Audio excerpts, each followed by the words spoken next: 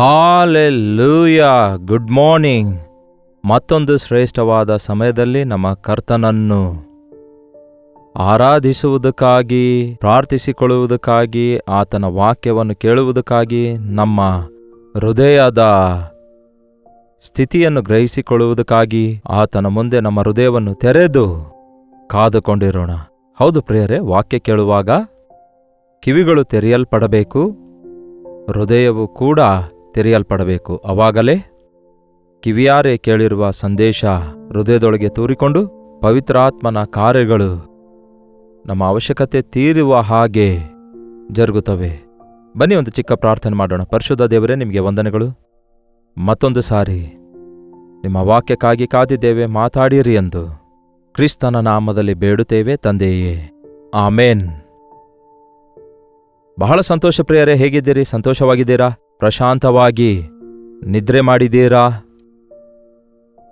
ಶಾರೀರಿಕವಾಗಿ ಆರೋಗ್ಯವಾಗಿದ್ದೀರಾ? ಆಧ್ಯಾತ್ಮಿಕವಾಗಿ ಬಲವಾಗಿದ್ದೀರಾ? ಮಾನಸಿಕವಾಗಿ ತೃಪ್ತಿಯುಳ್ಳವರಾಗಿದ್ದೀರಾ? ಈ ದಿನ ಬಹಳಷ್ಟು ಜನರಿಗೆ ಆಧ್ಯಾತ್ಮಿಕವಾಗಿ ವಾಕ್ಯದಿಂದ ಬಲಗೊಳ್ಳುತ್ತಿದ್ದೇವೆ ಎಂದು ಹೇಳುತ್ತಿದ್ರು ಕೂಡ ಶರೀರಕ್ಕೆ ಬೇಕಾದ ಅವಶ್ಯಕತೆಗಳೆಷ್ಟೋ ಇದ್ದಾಗಿಯೂ ಮಾನಸಿಕವಾಗಿ ಯಾವುದೋ ಒಂದು ಲೋಪ, ಅಂದರೆ ನಾವು ಆಶಿಸಿರುವುದು ನಮಗೆ ದೊರಕದೇ ಇರುವಾಗ ಎದುರು ನೋಡ್ತೇವೆ. ಸರಿ, ಲೋಕದವರು ಅಂದರೆ ಪಾಪದ ಕಾರ್ಯಗಳನ್ನು, ಪಾಪದ ಭೋಗಗಳನ್ನು ಆಶಿಸ್ತಾರೆ.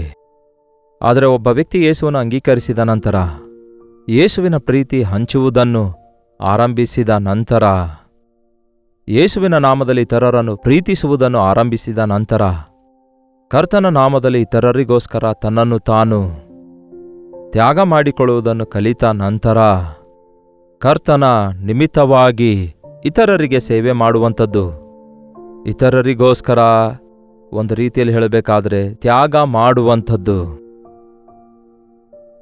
ಅಂತಹ ವ್ಯಕ್ತಿ ಅವರು ಯಾರೇ ಆಗಿರ್ಬೋದು, ಪುರುಷನಾಗಿರಬಹುದು, ತಂದೆಯಾಗಿರ್ಬೋದು, ತಾಯಿಯಾಗಿರ್ಬೋದು, ಸೇವಕನಾಗಿರ್ಬೋದು, ನಾಯಕನಾಗಿರ್ಬೋದು, ಒಬ್ಬ ಒಳ್ಳೆ ಕುರುಬನಾಗಿದ್ರು, ಒಬ್ಬ ಒಳ್ಳೆ ನಾಯಕನಾಗಿದ್ರು, ತಾನು ಎಷ್ಟೋ ತ್ಯಾಗದಿಂದ, ಎಷ್ಟೋ ಪ್ರೀತಿಯಿಂದ, ಎಷ್ಟೋ ನಂಬಿಕೆಯಿಂದ, ಎಷ್ಟೋ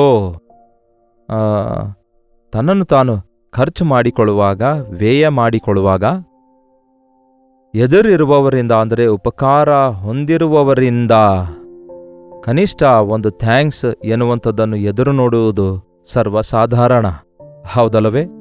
ನಾವು ಮಾಡಿದ ಉಪಕಾರಕ್ಕೆ ಮತ್ತೆ ನಮಗೆ ತಿರುಗಿ ಉಪಕಾರ ಮಾಡಬೇಕೆಂಬ ಆಲೋಚನೆಯಾಗಲಿ ಆಸೆಯಾಗಲಿ ಇರೋದಿಲ್ಲ. ಆದರೆ ಬಟ್ ಮಾಡಿದ ಉಪಕಾರದ ಮೇರೆಗೆ ಎದುರಿರುವ ವ್ಯಕ್ತಿ ಒಳ್ಳೆಯದಾಯಿತು ಎಂದು ನಾವು ತಿಳಿದುಕೊಳ್ಳುವಾಗ ಒಂಥರ ತೃಪ್ತಿ ಉಂಟಾಗುತ್ತೆ, ಆನಂದ ಉಂಟಾಗುತ್ತೆ. ಹಾಗಾದರೆ ಅಂತ್ಯ ದಿನಗಳಲ್ಲಿ ಮನುಷ್ಯರು ಹೇಗಿದ್ದಾರೆ ಅನ್ನೋದಾದರೆ ಹೇಗಿದ್ದಾರೆ? ಪ್ರೀತಿಯನ್ನು ಹೊಂದಿ, ಮೇಲುಗಳನ್ನು ಹೊಂದಿ, ಸಹಾಯವನ್ನು ಹೊಂದಿ, ಆಶೀರ್ವಾದಗಳನ್ನು ಹೊಂದಿ, ದೇವರ ಆಶೀರ್ವಾದಗಳನ್ನು ಹೊಂದಿಕೊಂಡ ನಂತರ ಆ ಕಡೆ ದೇವರನ್ನು ಕೂಡ ಮರೆಯುತ್ತಾರೆ. ಆ ದೇವರು ನಮ್ಮನ್ನು ಸಹಾಯ ಮಾಡುವುದಕ್ಕಾಗಿ ಯಾರನ್ನು ಉಪಯೋಗಿಸಿದಾರೋ ಆ ವ್ಯಕ್ತಿಗಳನ್ನು ನಿರ್ಲಕ್ಷ್ಯ ಮಾಡ್ತಾರೆ. ಯಾಕೆಂದರೆ ಅಂತ್ಯ ದಿನಗಳ ಕುರಿತಾಗಿ ಯೇಸು ಸ್ವತಃ ಹೇಳಿದಾರಲ್ಲವೇ? ಮತ್ತಾಯನ ಸುವಾರ್ತೆ 24ನೇ ಅಧ್ಯಾಯದಲ್ಲಿ, ಅಂತ್ಯ ದಿನಗಳಲ್ಲಿ ಅನೇಕರ ಪ್ರೀತಿ ತಣ್ಣಗಾಗ್ತದೆ. ಯಾಕೆಂದರೆ ಅಕ್ರಮವು ವಿಸ್ತರಿಸುತ್ತಿರುವುದರಿಂದ ಅನೇಕರ ಪ್ರೀತಿ ತಣ್ಣಗಾಗುವುದು. ತಣ್ಣಗಾಗಿರುವ ಪ್ರೀತಿ ಇರುತ್ತೆ. ಪ್ರೀತಿ ತಣ್ಣಗಾಗುತ್ತೆ ಅಂದರೆ ಅದರ ಅರ್ಥ ಅದರಲ್ಲಿ ಯಾವ ಕ್ರಿಯೆ ಇರೋದಿಲ್ಲ, ಪ್ರೀತಿಯಲ್ಲಿ ಯಾವುದೇ ಸ್ಪಂದನೆ ಇರೋದಿಲ್ಲ ಎಂದರ್ಥ. ಈ ದಿನ ಅದೇ ರೀತಿ ಆ ಪ್ರೀತಿ ಕಣ್ಮರೆಯಾಗಿ ಲೋಕದಲ್ಲಿ ಅನೇಕರು ಪ್ರೀತಿಸಲ್ಪಡಬೇಕೆಂಬ ಆಸೆಯುಳ್ಳವರಾಗಿದ್ದಾರೆ ಹೊರತು ಪ್ರೀತಿಸಬೇಕೆಂಬ ಆಸೆಯುಳ್ಳವರಾಗಿಲ್ಲ. ನಾನು ಪ್ರೀತಿ ಅನ್ನುವಾಗ ಹುಡುಗ ಹುಡುಗಿಯರ ಪ್ರೀತಿ ಅಂತ ನೀವು ಅಂದ್ಕೊಳ್ಬೇಡಿ. ಅದೇ ಪ್ರೀತಿ ಎಂಬುದಾಗಿ ಲೋಕದವರು ಅಂದ್ಕೊಳ್ತಾರೆ. ಆದರೆ ದೇವರ ವಾಕ್ಯ ಹೇಳ್ತದೆ, ನಮ್ಮ ದೇವರು ಪ್ರೀತಿ ಸ್ವರೂಪಿಯಾಗಿದ್ದಾನೆ. ನೋಡೋಣ ಬನ್ನಿ, ಮೊದಲ ಯೋಹಾನ ಪತ್ರಿಕೆ 4ನೇ ಅಧ್ಯಾಯ 4ನೇ ಅಧ್ಯಾಯ. ದೇವರು ಪ್ರೀತಿಯಾಗಿದ್ದಾನೆ, ಆತನು ಪ್ರೀತಿ ಸ್ವರೂಪಿಯಾಗಿದ್ದಾನೆ. 8ನೇ ವಚನ ಹಾಗೆ ಹೇಳುತ್ತೆ, ದೇವರು ಪ್ರೀತಿ ಸ್ವರೂಪಿಯಾಗಿದ್ದಾನೆ. ದೇವರೇ ಪ್ರೀತಿಯಾಗಿದ್ದಾರೆ. ಅಷ್ಟೇ ಅಲ್ಲ, ಹಾಗೆಯೇ ನಾವು ಮುಂದೆ ನೋಡುವುದಾದರೆ ಆತನೇ ನಮ್ಮನ್ನು ಮೊದಲು ಪ್ರೀತಿಸಿರುವುದರಿಂದ ನಾವು ಆತನನ್ನು ಪ್ರೀತಿಸುತ್ತಿದ್ದೇವೆ. ಆತನೇ ಮೊದಲು ನಮ್ಮನ್ನು ಪ್ರೀತಿಸಿದ್ದಾನೆ, ಹಾಗಂತ 19ನೇ ವಚನ ಹೇಳುತ್ತೆ. ಆತನೇ ಮೊದಲು ನಮ್ಮನ್ನು ಪ್ರೀತಿಸಿರುವುದರಿಂದ ಆತನನ್ನು ನಾವು ಪ್ರೀತಿಸುತ್ತಾ ಇದ್ದೇವೆ. ದೇವರು ನಿಮ್ಮನ್ನು ಪ್ರೀತಿಸುತ್ತಿದ್ದಾರೆ ಎಂದು ನೀವು ನಂಬುತ್ತಾ ಇದ್ದೀರಾ? ಎಲ್ಲಿ ಪ್ರೀತಿಸಿದ್ದಾರೆ ದೇವರು ಅನ್ನುವವರೇ ಹೆಚ್ಚಿದ್ದಾರೆ. ದೇವರ ಪ್ರೀತಿ ಅನೇಕ ರೀತಿಯಲ್ಲಿ ಅನುಭವಿಸುತ್ತಲೇ ಬಹಳಷ್ಟು ಜನ ಈ ದಿನ ಆತನ ಪ್ರೀತಿಯನ್ನು ಗುರುತಿಸುತ್ತಾ ಇಲ್ಲ. ಆತನ ಪ್ರೀತಿಯನ್ನು, ಆ ದೇವರ ಪ್ರೀತಿಯನ್ನು ತಪ್ಪಾರ್ಥ ಮಾಡ್ಕೊಳ್ತಾರೆ. ದೇವರು ಯಾರನ್ನು ಪ್ರೀತಿಸ್ತಾರೆ ಹಾಗಾದ್ರೆ? ದೇವರ ಪ್ರೀತಿ ಟೇಕ್ ಇಟ್ ಗ್ರಾಂಟೆಡ್ ಅನ್ನುತ್ತಾರಲ್ಲವೇ? ಸರ್ವಸಾಧಾರಣವಾಗಿ ಆತನು ಪ್ರೀತಿಸಬೇಕು, ಆತನು ಕ್ಷಮಿಸಬೇಕು, ಆತನು ಆಶೀರ್ವದಿಸಬೇಕು, ಆತನೇ ಎಲ್ಲ ಕೊಡಬೇಕು, ನಾನು ಮಾತ್ರ ಇಷ್ಟ ಬಂದಂತೆ ಇರ್ತೇನೆ ಎಂಬುದಾಗಿ ಕೆಲವರು ಅಂದುಕೊಳ್ತಾರೆ. ಅದು ಸರಿಯಾಗಿರೋದಿಲ್ವಲ್ಲ? ನಮ್ಮನ್ನು ದೇವರು ಪ್ರೀತಿಸುವುದಾದರೆ ಆತನೇ ನಮಗೆ ಮೊದಲು ಪ್ರೀತಿ ಮಾಡುವ ಆತನಾಗಿದ್ದಾನೆ, ಪ್ರೀತಿ ಕಲಿಸುತ್ತಾನೆ, ಪ್ರೀತಿಯನ್ನು ತೋರಿಸುತ್ತಾನೆ. ಆದುದರಿಂದ ನಾವು ಆತನನ್ನು ಪ್ರೀತಿಸಬೇಕು. Love begets love. One way love ಆಗಿರುವಾಗ ಅದು ಬಹಳ ಬಾಧೆಕರವಾಗಿರುತ್ತೆ ಅಲ್ಲವೇ? ಪ್ರೀತಿ ಪ್ರೀತಿಯನ್ನೇ ಹುಟ್ಟಿಸುತ್ತೆ ಪ್ರಿಯರೇ. ಆದರೆ ಪಾಪ ಅಕ್ರಮದ ನಿಮಿತ್ತ ಅನೇಕರ ಪ್ರೀತಿ ತಣ್ಣಗಾಗುತ್ತೆ. ಪಾಪ ಎನ್ನುವಂಥದ್ದು ಬೇರೆ ಧ್ಯಾಸದ ಹಾಗಿರುತ್ತೆ, ಅಂದರೆ ಬೇರೆ ಯಾವುದೇ ವಿಷಯವಾಗಿರ್ಬೋದು. ಪ್ರೀತಿಸಲ್ಪಡುವವರಿಗೂ ಪ್ರೀತಿಸುವವರಿಗೂ ಮಧ್ಯದಲ್ಲಿ ಏನಾದರೂ ಬರೋದಾದ್ರೆ ಅದು ದುಡ್ಡಾಗಿರ್ಬೋದು, ಹೆಸರಾಗಿರ್ಬೋದು, ವ್ಯಕ್ತಿಗಳಾಗಿರ್ಬಹುದು, ವಸ್ತುಗಳಾಗಿರಬಹುದು. ಅಂತಹ ಪ್ರೀತಿ ತಣ್ಣಗಾಗುತ್ತೆ. ನೋಡಿ ಪ್ರಿಯರೇ, ನಮ್ಮ ಮಕ್ಕಳು ನಮಗೆ ಎಷ್ಟೋ ಪ್ರೀತಿಸ್ತಾರೆ, ಹಸುಕೂಸುಗಳಾಗಿರುವಾಗ, ಚಿಕ್ಕ ಮಕ್ಕಳಾಗಿರುವಾಗ. ಅಮ್ಮಳ ಪ್ರೀತಿ ಅನುಭವಿಸಿರುವ ಪ್ರತಿಯೊಬ್ಬ ಮಗನೂ ಹೇಳ್ತಾನೆ, ಅಮ್ಮಳ ಪ್ರೀತಿ ಮಧುರವಾದದ್ದು, ಅಮ್ಮ ಇಲ್ಲದಂತೆ ಇರಲಾರೆನು. ಆದರೆ ಒಂದು ಸಮಯ ಬರೋಷ್ಟೊತ್ತಿಗೆ ಆ ಅಮ್ಮಳ ಪ್ರೀತಿ ಏನಾಗಿ ಹೋಯ್ತು? ಅಮ್ಮಳ ಮೇಲಿರೋ ಪ್ರೀತಿ ಅಷ್ಟೊಂದು ಅನುಭವಿಸಿ ಆ ಅಮ್ಮಳಿಗೆ ಮತ್ತೆ ನೀವು ಪ್ರೀತಿ ಮಾಡದೇ ಇರೋದಾದ್ರೆ, ಆ ನಿಮ್ಮ ತಂದೆ ತಾಯಿಗಳನ್ನು ನೀವು ಪ್ರೀತಿಸಲಿಕ್ಕಾಗದೇ ಇರೋದಾದ್ರೆ, ಮಧ್ಯದಲ್ಲಿ ನಿಮ್ಗೆ ಯಾವುದೋ ಬಾಧೆ ಉಂಟಾಯಿತು, ಭಾರ ಉಂಟಾಯಿತು, ಜವಾಬ್ದಾರಿಕೆ ಉಂಟಾಯಿತು, ಅದು ಕೂಡ ಒಳ್ಳೆಯದೇ. ನೀವು ವಿವಾಹ ಮಾಡಿಕೊಂಡ ನಂತರ ನಿಮ್ಮ ಕುಟುಂಬ, ನಿಮ್ಮ ಮಕ್ಕಳು, ನಿಮ್ಮ ಭಾರಗಳು, ನಿಮ್ಮ ಶ್ರಮೆಗಳು, ನಿಮ್ಮ ಹೋರಾಟಗಳು ನಿಮಗಿರ್ತವೆ. ಆದರೆ ನಿಮಗೆ ಮುಪ್ಪಿನ ವಯಸ್ಸು ಬಂದಾಗ ನಿಮ್ಮ ತಾಯಿಯನ್ನು ನಿರ್ಲಕ್ಷ್ಯ ಮಾಡಬಾರದು, ನಿಮ್ಮ ತಂದೆಯನ್ನು ಅಲಕ್ಷ್ಯ ಮಾಡಬಾರದು ಎಂದು ದೇವರ ವಾಕ್ಯ ಎಚ್ಚರಿಸುತ್ತೆ. ನಮಗೆ ಮೊದಲನೇದಾಗಿ ಲೋಕದಲ್ಲಿ ಪ್ರೀತಿ ಎನ್ನುವಂಥದ್ದು ಯಾರ ಮುಖಾಂತರವಾಗಿ ದೇವರು ನಮಗೆ ಕಲಿಸಿದ್ದಾರೆ ಹೇಳಿ? ನಾವು ಮಕ್ಕಳಾಗಿರುವಾಗ ನಮ್ಮನ್ನು ಮುದ್ದಾಡಿ, ನಮ್ಮನ್ನು ಎತ್ತುಕೊಂಡು, ನಮ್ಮನ್ನು ಹೊತ್ತುಕೊಂಡು ಮುದ್ದಾಡುವಾಗ ತಂದೆ ತಾಯಿಗಳಿಂದ ತಾನೇ ಪ್ರೀತಿ ಅಂದರೆ ಏನೆಂದು ನಾವು ತಿಳ್ಕೊಂಡಿರೋದು. ಅದು ಹೌದೋ ಇಲ್ಲವೋ ಹೇಳ್ರಿ? ಅಷ್ಟಕ್ಕೂ ಆ ಪ್ರೀತಿ ಸ್ವರೂಪಿಯಾದ ದೇವರು ನಮಗೂ ತನ್ನ ಪ್ರೀತಿಯನ್ನು ತೋರಿಸಿದ್ದಾರೆ. ತೋರಿಸಿ ನಮ್ಮನ್ನು ವಿಮೋಚಿಸಿದ್ದಾರೆ. ಹೇಗೆ ತೋರಿಸಿದ್ದಾರೆ? ತನ್ನ ಪ್ರಾಣವನ್ನು ಕೊಟ್ಟು ತೋರಿಸಿದ್ದಾರೆ. ಹೇಗೆ ಪ್ರಿಯರೇ? ಮತ್ತೊಮ್ಮೆ ನೋಡ್ರಿ, ಅದೇ 1ನೇ ಯೋಹಾನ ಪತ್ರಿಕೆ 4ನೇ ಅಧ್ಯಾಯದಲ್ಲಿರುತ್ತೆ. ಯೋಹಾನನು ಬರೆದ ಮೊದಲನೇ ಪತ್ರಿಕೆ 4ನೇ ಅಧ್ಯಾಯ ಅದರಲ್ಲಿ 10ನೇ ವಚನ ನೋಡ್ರಿ. ನಾವು ದೇವರನ್ನು ಪ್ರೀತಿಸುವುದರಿಂದ ಅಲ್ಲ, ಆತನೇ ನಮ್ಮನ್ನು ಪ್ರೀತಿಸಿ ನಮ್ಮ ಪಾಪಗಳಿಗೋಸ್ಕರ ಪ್ರಾಯಶ್ಚಿತ್ತವಾಗಿರಲು ತನ್ನ ಮಗನನ್ನು ಕಳಿಸಿಕೊಟ್ಟನು. ಇದರಲ್ಲಿ ಆತನ ಪ್ರೀತಿ ಉಂಟು. ನಾವು ಪ್ರೀತಿಸಿರೋದ್ರಿಂದ ದೇವರು ನಮ್ಮನ್ನು ಪ್ರೀತಿಸಲಿಲ್ಲ. ಆತನೇ ಮೊದಲು ನಮ್ಮನ್ನು ಪ್ರೀತಿಸಿ ತನ್ನ ಒಬ್ಬನೇ ಮಗನಾದ ಯೇಸು ಕ್ರಿಸ್ತನನ್ನು ಈ ಲೋಕಕ್ಕೆ ಕಳುಹಿಸಿಕೊಟ್ಟನು. ಆ ನಮ್ಮ ಯೇಸು ನಮ್ಮನ್ನು ಕೂಡ ಪ್ರೀತಿ ಮಾಡಿ ತನ್ನ ಪ್ರಾಣವನ್ನೇ ನಮಗೋಸ್ಕರ ಶಿಲುಬೆಯಲ್ಲಿ ಅರ್ಪಿಸಿಕೊಟ್ಟನು.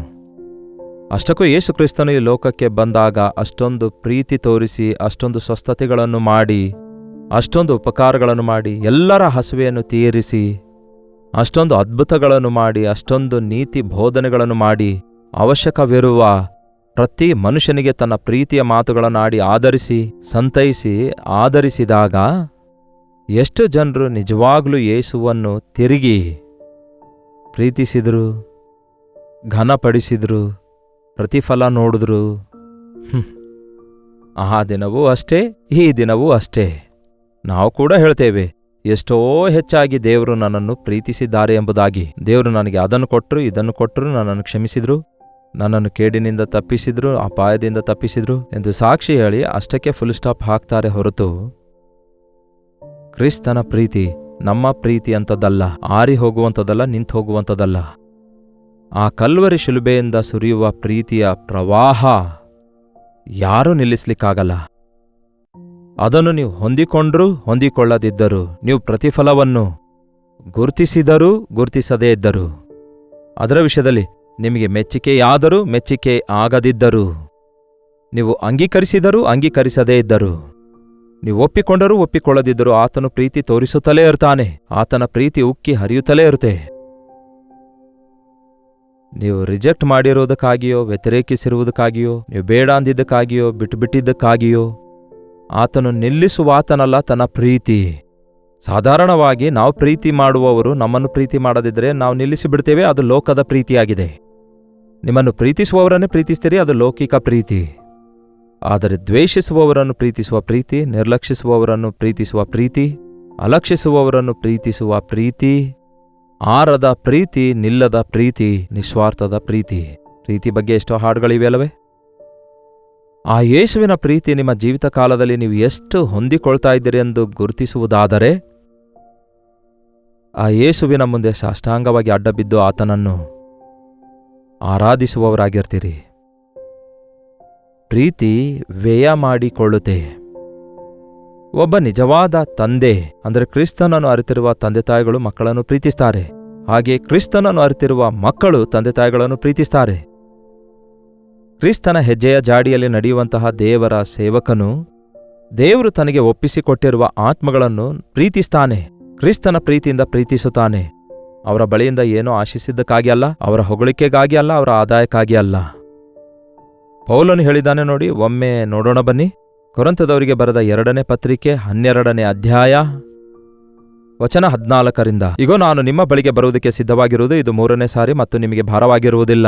ನಾನು ನಿಮ್ಮ ಸೊತ್ತನ್ನು ಆಶಿಸದೆ ನಿಮ್ಮನ್ನೇ ಆಶಿಸುತ್ತೇನೆ. ಮಕ್ಕಳು ತಂದೆ ತಾಯಿಗಳಿಗೋಸ್ಕರ ದ್ರವ್ಯವನ್ನು ಕೂಡಿಸುವುದು ಧರ್ಮವಲ್ಲ, ತಂದೆ ತಾಯಿಗಳು ಮಕ್ಕಳಿಗೆ ಕೂಡಿಸುವುದೇ ಧರ್ಮ. ಆದುದರಿಂದ ನಾನಂತೂ ನನಗಿರುವುದನ್ನು ನಿಮ್ಮ ಆತ್ಮ ಸಂರಕ್ಷಣೆಗೋಸ್ಕರ ಅತಿ ಸಂತೋಷದಿಂದ ವೆಚ್ಚ ಮಾಡುತ್ತೇನೆ. ನಾನಂತೂ ನನಗಿರುವುದನ್ನು ನಿಮ್ಮ ಆತ್ಮ ಸಂರಕ್ಷಣೆಗೋಸ್ಕರ ಅತಿ ಸಂತೋಷದಿಂದ ವೆಚ್ಚ ಮಾಡುತ್ತೇನೆ, ನನ್ನನ್ನೇ ವೆಚ್ಚ ಮಾಡಿಕೊಳ್ಳುತ್ತೇನೆ. ವಾಹ್, ಎಂತಹ ದೊಡ್ಡ ದೈವ ಸೇವಕನು ನೋಡಿ. ನಿಮ್ಮ ಆತ್ಮಗಳನ್ನು ಬಲಪಡಿಸುವುದಕ್ಕಾಗಿ, ನೀವು ಆಧ್ಯಾತ್ಮಿಕವಾಗಿ ಸ್ಥಿರವಾಗಿರುವುದಕ್ಕಾಗಿ, ನೀವು ಆತ್ಮದಲ್ಲಿ ಫಲಿಸುವುದಕ್ಕಾಗಿ, ನೀವು ಅಭಿವೃದ್ಧಿಯಾಗಿ ಬೆಳೆಯುವುದಕ್ಕಾಗಿ ನನಗೆ ಇರುವಂಥದ್ದೆಲ್ಲವನ್ನು ನಾನು ವೆಚ್ಚ ಮಾಡಿಕೊಳ್ಳುತ್ತೇನೆ, ಖರ್ಚು ಮಾಡುತ್ತೇನೆ. ನನ್ನ ಸಮಯ, ನನ್ನ ಬಲ, ನನ್ನ ತಲಾಂತು, ನನಗಿರುವಂತಹ ಸಂಪಾದನೆ. ಇನ್ನು ಮುಂದೆ ಹೋಗಿ ಹೇಳ್ತಾನೆ, ನನ್ನನ್ನು ನಾನೇ ವೆಚ್ಚ ಮಾಡಿಕೊಳ್ತೇನೆಂದು. ಬಿಯಾಂಡ್ ಮೈ ಕೆಪಾಸಿಟಿ. ನಾನು ಎಕ್ಸಾಸ್ಟ್ ಆದರೂ ಕೂಡ ನನ್ನ ಸುಖವನ್ನು ಕೋರಿಕೊಳ್ಳದಂತೆ ನಿಮ್ಮ ಆತ್ಮ ಸಂರಕ್ಷಣೆಗಾಗಿ ರಾತ್ರಿ ಹಗಲು ಮನೆ ಮನೆಗೆ ತಿರುಗಾಡುತ್ತಾ ನಿಮಗೆ ಯಾವ ರೀತಿಯಾಗಿ ಕಣ್ಣೀರಿನಿಂದ ಬುದ್ಧಿ ಹೇಳಿದ್ದೇನೆ ಎಂಬುದನ್ನು ಜ್ಞಾಪಕ ಮಾಡಿಕೊಳ್ಳ್ರಿ ಅನ್ನುತ್ತಾನೆ ಥೆಸಲೋನಿಕ ಸಭೆಗೆ. ನಿಜವೇ ಅಲ್ಲವೋ? ಅದೇ ರೀತಿ ನಿಜವಾದ ಪ್ರೀತಿಯಿಂದ ಕೂಡಿರುವ ತಂದೆ ತಾಯಿಗಳು ಕೂಡ ತಮ್ಮ ಮಕ್ಕಳಿಗೆ ಪ್ರೀತಿಸುವುದಕ್ಕಾಗಿ ರಾತ್ರಿ ಹಗಲು ಆ ಮಕ್ಕಳಿಗೋಸ್ಕರವೇ ಅಂತ ದುಡಿಯುತ್ತಾರೆ. ಆಮೇಲೆ ಮಕ್ಕಳನ್ನು ಸಾಕಿ ಸಲಹುತ್ತಾರೆ. ಹಾಗೆಯೇ ಒಬ್ಬ ಸ್ಪಿರಿಚುವಲ್ ಲೀಡರ್, ಒಬ್ಬ ನಾಯಕನು, ಒಬ್ಬ ಪಾಸ್ಟರ್ ಅನ್ನುವವನು, ಒಬ್ಬ ಸೇವಕನು ಅದೇ ರೀತಿಯಾಗಿ ಕ್ರಿಸ್ತನು ಕಲ್ವರಿ ಕ್ರೂಜೆಯ ಮೇಲೆ ತೋರಿಸಿರುವ ಪ್ರೀತಿಯನ್ನು ತನ್ನ ಮುಖಾಂತರ ಈ ಲೋಕಕ್ಕೆ ತೋರಿಸುವವನಾಗಿರ್ತಾನೆ. ದೇವರು ಆ ಸೇವಕನ ಕೈಗೆ ಒಪ್ಪಿಸಿರುವವರನ್ನು ಕ್ರಿಸ್ತನ ಪ್ರೀತಿಯಿಂದ ಸಾಕಿ, ಪೋಷಿಸಿ, ಸಂರಕ್ಷಿಸಿ, ಗದರಿಸಿ, ಎಚ್ಚರಿಸಿ, ಅವರ ತಪ್ಪುಗಳನ್ನು ತಿದ್ದಿ ದೇವರ ಮುಂದೆ ನಿಲ್ಲಿಸಬೇಕು ಎಂಬುದಾಗಿ ಆತುರ ಪಡುತ್ತಾನೆ. ಆದರೆ ಅಂತ್ಯ ದಿನಗಳಲ್ಲಿ ಏನ್ ಮಾಡಿದ್ರೂ ಕೂಡ ಲಾಭಕ್ಕೋಸ್ಕರ ಎದುರು ನೋಡೋದು, ಪ್ರತಿಫಲಕ್ಕೋಸ್ಕರ ಎದುರು ನೋಡೋದು, ಹೊಗಳಿಕೆಗೋಸ್ಕರ ಎದುರು ನೋಡೋದು, ಹೌದಲ್ಲವೇ? ಸ್ವಾರ್ಥ ಉದ್ದೇಶದಿಂದ ಮಾಡುವುದೆಲ್ಲ ವ್ಯಾಪಾರ ಅನಿಸಿಕೊಳ್ಳುತ್ತೆ ಹೊರತು ಅದು ಪ್ರೀತಿಯಾಗಿರೋದಿಲ್ಲ. ಪ್ರೀತಿ ಯಾವಾಗಲೂ ಎದುರಿರುವ ವ್ಯಕ್ತಿಯಿಂದ ಏನೂ ಆಶಿಸುವುದಿಲ್ಲ. It gives and gives and gives. ಅದನ್ನೇ ನನ್ನ ಯೇಸು ಕಲ್ವರಿ ಶಿಲುಬೆಯಲ್ಲಿ ತೋರಿಸಿದ್ದಾರೆ. ಆತನ ಪ್ರೀತಿ ಅಪಾರವಾಗಿದೆ, ಆತನ ಪ್ರೀತಿ ನಿರಂತರವಾಗಿದೆ, ಆತನ ಪ್ರೀತಿ ಅಂತ್ಯದವರೆಗೂ ಇರುವಂಥದ್ದಾಗಿದೆ. ಈ ದಿನ ಕ್ರಿಸ್ತನ ಪ್ರೀತಿ ನಿಮ್ಮೊಳಗಿದೆಯಾ? ಕ್ರಿಸ್ತನು ಯಾಕೆ ನಮಗೆ ಪ್ರೀತಿ ತೋರಿಸಿದ್ದಾರೆ? ನಾನು ನಿಮ್ಮನ್ನು ಪ್ರೀತಿಸಿದಂತೆಯೇ ನೀವು ಕೂಡ ನಿಮ್ಮ ನೆರೆಯವರನ್ನು ಪ್ರೀತಿಸಿರಿ. ನೀವು ಒಬ್ಬರನ್ನೊಬ್ಬರು ಪ್ರೀತಿಸಿರಿ. ಪ್ರೀತಿ ಸ್ವರೂಪಿಯಾದ ದೇವರಿಗೋಸ್ಕರ ಸಾಕ್ಷಿಯಾಗಿ ಜೀವಿಸಿ ನಿಮ್ಮ ಜೀವಿತದ ಮೂಲಕ ಪ್ರತಿಬಿಂಬಿಸಿರಿ ಎಂದು ದೇವರು ಹೇಳ್ತಾರೆ. ಆದುದರಿಂದ ನಾವು ದೇವರನ್ನು ಪ್ರೀತಿಸುವುದಾದರೆ ಖಚಿತವಾಗಿಯೂ ದೇವರ ನಾಮದಲ್ಲಿ ನಮ್ಮ ಸುತ್ತಲಿರುವವರನ್ನು, ನಮ್ಮ ಮನೆಯವರನ್ನು, ನಮ್ಮ ಸ್ವಂತವರನ್ನು, ನಮ್ಮ ವಿರೋಧಿಗಳನ್ನು, ನಮ್ಮ ಶತ್ರುಗಳನ್ನು ಕೂಡ ಪ್ರೀತಿಸುವವರಾಗಿರ್ತೇವೆ.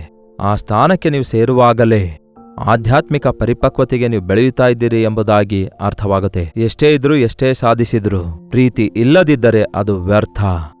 ತಲೆಬಾಗಿಸಿ ಪ್ರಾರ್ಥಿಸೋಣ. ಪರಿಶುದ್ಧ ದೇವರೇ, ನಿಮಗೆ ವಂದನೆಗಳು. ಪ್ರೀತಿ ತಣ್ಣಗಾಗುವ ಈ ಅಂತ್ಯ ದಿನಗಳಲ್ಲಿ ಪ್ರೀತಿಯುಳ್ಳವರಾಗಿ ಬದುಕಲು ನಮಗೆ ಸಹಾಯ ಮಾಡಿರಿ. ಪ್ರೀತಿಸುವವರನ್ನೇ ಪ್ರೀತಿಸುವವರಾಗಿರದೆ ನಮ್ಮನ್ನು ನಿರ್ಲಕ್ಷ್ಯ ಮಾಡಿ ಅಲಕ್ಷ್ಯ ಮಾಡುವವರನ್ನು ಕೂಡ, ಪ್ರೀತಿ ಮರೆತವರನ್ನು, ಉಪಕಾರ ಮರೆತವರನ್ನು ಕೂಡ ಪ್ರೀತಿಸುವ ಹಾಗೆ ಆ ಕಲ್ವರಿ ಪ್ರೀತಿಯಿಂದ ನಮ್ಮನ್ನು ತುಂಬಿಸಿರಿ ದೇವರೇ. ಲೋಕ ಪ್ರೀತಿಯಿಂದ ನಮ್ಮನ್ನು ಬಿಡಿಸಿ ನಿಷ್ಕಳಂಕ, ನಿಷ್ಕಪಟ ಹಾಗೂ ತ್ಯಾಗಮಯವಾಗಿರುವ ಪರಿಶುದ್ಧವಾಗಿರುವ ಪರಲೋಕ ಕಲ್ವರಿಯ ಪ್ರೀತಿಯೊಂದಿಗೆ ನಿಮ್ಮ ನಾಮವನ್ನು ಧರಿಸಿರುವಂತಹ ನಮ್ಮ ಒಬ್ಬೊಬ್ಬರಿಗೆ ಅಪಾರವಾದ ರೀತಿಯಲ್ಲಿ ತುಂಬಿಸಿರಿ. ಈ ಕಾಲದ ಸೇವಕರು ನಿಮ್ಮ ಪ್ರೀತಿಯಿಂದ ಬೋಧಿಸಲು, ನಿಮ್ಮ ಪ್ರೀತಿಯಿಂದ ವಾಕ್ಯ ಸಾರಲು, ಈ ಕಾಲದ ತಂದೆ ತಾಯಿಗಳು ತಮ್ಮ ಮಕ್ಕಳನ್ನು ಕ್ರಿಸ್ತನ ಪ್ರೀತಿಯಿಂದ ಸಾಕಿ ಸಲಹಲು,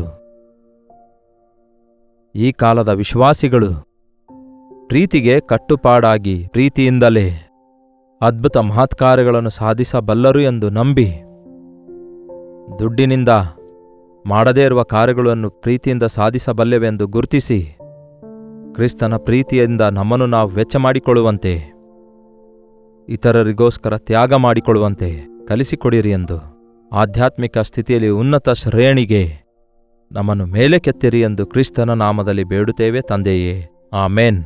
ನಮ್ಮ ತಂದೆಯಾದ ದೇವರ ಪ್ರೀತಿಯು, ಮಗನಾಗಿರುವ ಕ್ರಿಸ್ತನ ಕೃಪೆಯು, ಆದರಣೆಕರ್ತನಾದ ಪವಿತ್ರಾತ್ಮನ ಸಹವಾಸವು ಕೂಡಿ ಬಂದಿರುವ ನಮ್ಮೆಲ್ಲರ ಸಂಗಡ ಇಂದಿಗೂ ಸದಾಕಾಲಕ್ಕೂ ನೆಲೆಯಾಗಿರಲಿ. ಆಮೇನ್. ದೇವರಿಗೆ ಸ್ತೋತ್ರ. ಪ್ರೀತಿಯುಳ್ಳವರಾಗಿ ಜೀವಿಸೋಣ, ಪ್ರೀತಿಯುಳ್ಳವರಾಗಿರಲು ಪ್ರಯಾಸ ಪಡೋಣ, ಕ್ರಿಸ್ತನ ಪ್ರೀತಿಯಲ್ಲಿ ಮುಂದಕ್ಕೆ ಸಾಗೋಣ. ಕ್ರಿಸ್ತನ ಪ್ರೀತಿ ಪ್ರಿಯರೇ, ಲೌಕಿಕ ಪ್ರೀತಿ ಅಲ್ಲ. ನಿಮ್ಮ ಪ್ರಾರ್ಥನಾ ಮನವಿ 8939731313 ನಂಬರ್ಗೆ ಒಂದು ಟೆಕ್ಸ್ಟ್ ಇಲ್ಲವೇ ವಾಯ್ಸ್ ಮೆಸೇಜ್ ಮುಖಾಂತರ ವಾಟ್ಸಪ್ ಕಳಿಸಿಕೊಡಿರಿ. ಟೆಕ್ಸ್ಟ್ ಕಳಿಸ್ಲಿಕ್ಕಾಗದೇ ಇರುವಾಗ ಫೋನ್ ಕರೆ ಮಾಡಿ ನಿಮ್ಮ ಮನವಿ ಏನೆಂಬುದಾಗಿ ತಿಳಿಸಿರಿ. ನಿಮ್ಮ ಪಕ್ಷದಲ್ಲಿ ನಾವು ಪ್ರಾರ್ಥನೆ ಮಾಡುವುದಕ್ಕಾಗಿ ಸಿದ್ಧರಾಗಿದ್ದೇವೆ. ಕರ್ತನ ಚಿತ್ತವಿರುವುದಾದರೆ ಮತ್ತೆ ನಾಳೆ ಇದೇ ಅನುದಿನದ ಧ್ಯಾನ ಎಂಬ ಕಾರ್ಯಕ್ರಮದಲ್ಲಿ ಮತ್ತೊಮ್ಮೆ ಭೇಟಿಯಾಗೋಣ. ಅಲ್ಲಿಯವರೆಗೂ ದೇವರ ಮಹಾಕೃಪೆ ನಿಮ್ಮೆಲ್ಲರೊಂದಿಗಿರಲಿ.